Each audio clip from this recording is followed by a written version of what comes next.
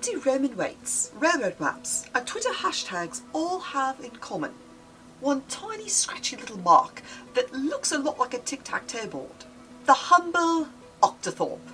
You've probably seen this symbol every single day on social media, in your text messages, even on your microwave keypad. But the story behind it is wilder than you think. It started as scribal shorthand, morphed into a sign for numbers, hitched a ride on the telephone, and then, against all odds, became the most important rallying symbol of the digital age. Stick with me, because today we're diving deep into the Octothorpe. Yes, that is its real name. And we're going to trace its journey from Roman ledgers to hashtag revolutions. I'm Lynx, indie author, comic artist and game dev, and if you enjoy learning the lore behind the language we use every day or the philosophy behind the punctuation which shapes how we communicate, do me a favour, do the algorithmy things. Click subscribe if you want to follow along on the journey, and if you get something out of these videos, do me a favour and give it a like. And if you'd like to be notified whenever I drop a new video, which is just about every day, hit the bell and it will let you know when a new video is queued up. Alright, let's get back into the video. Our journey begins in the world of Roman merchants and medieval scribes. Imagine sacks of grain, jars of olive oil, and scales weighed down with brass weights. The unit of measure, the libra pondo, literally a pound by weight. Scribes, tired of writing the full phrase over and over, shortened it to LB. Now, here's the trick. When you scribble quickly, LB begins to collapse into a single mark. Add a horizontal slash to show abbreviation, and suddenly you've got the first ancestor of the Octothorpe. There's something almost poetic about this. Human hands, aching from repetition, shape language itself. The Octothorpe began as the ghost of a word, a fragment from a phrase that became permanent. Think about that. The symbol we use to trend topics worldwide was born from scribes who just wanted to save a little time.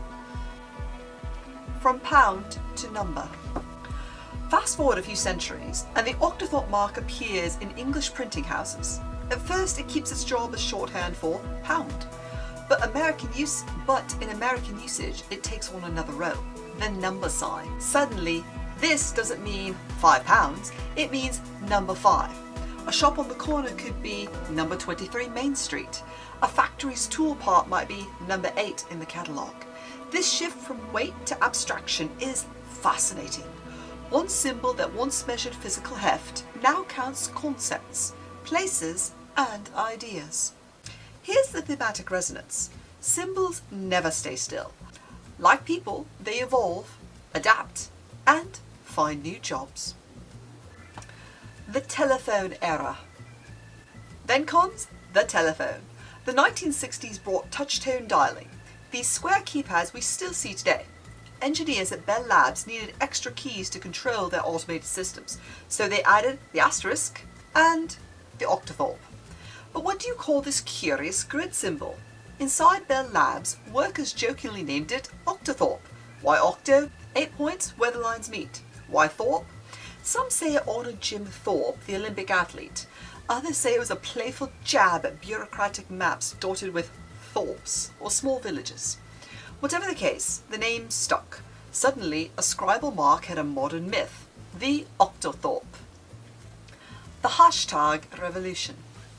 2007. Twitter is still a fledgling platform. A user named Chris Messina suggests using the Octothorpe to group conversations. At first, people laugh. Why clutter text with an ugly tic-tac-toe? But the idea catches fire. Suddenly, Octothorpe becomes the backbone of digital conversation. Hashtag now playing. Hashtag Throwback Thursday. Hashtag Me Too. Hashtag Black Lives Matter. From playful memes to global protest, this tiny mark became the connective tissue of online life. Think about the irony. A mark that was invented to measure sacks of grain now measures the pulse of society. There's some longevity. A symbol of collective voice. Here's where it gets mythic. The hashtag isn't just punctuation anymore. It's a rune of gathering. When you post hashtag NaNoWriMo, you're not just labelling a tweet, you're joining a legion of writers. Although most people aren't doing that anymore, I think they've closed out. But when you see hashtag climate strike, you're not alone. you're part of a global choir. It's the same symbol scribes scratched on parchment, but now it's a banner under which millions rally. The Octothorpe is a bit like a stage light. You think it's just shining on you, but in reality it's actually revealing the whole crowd standing around you and behind you.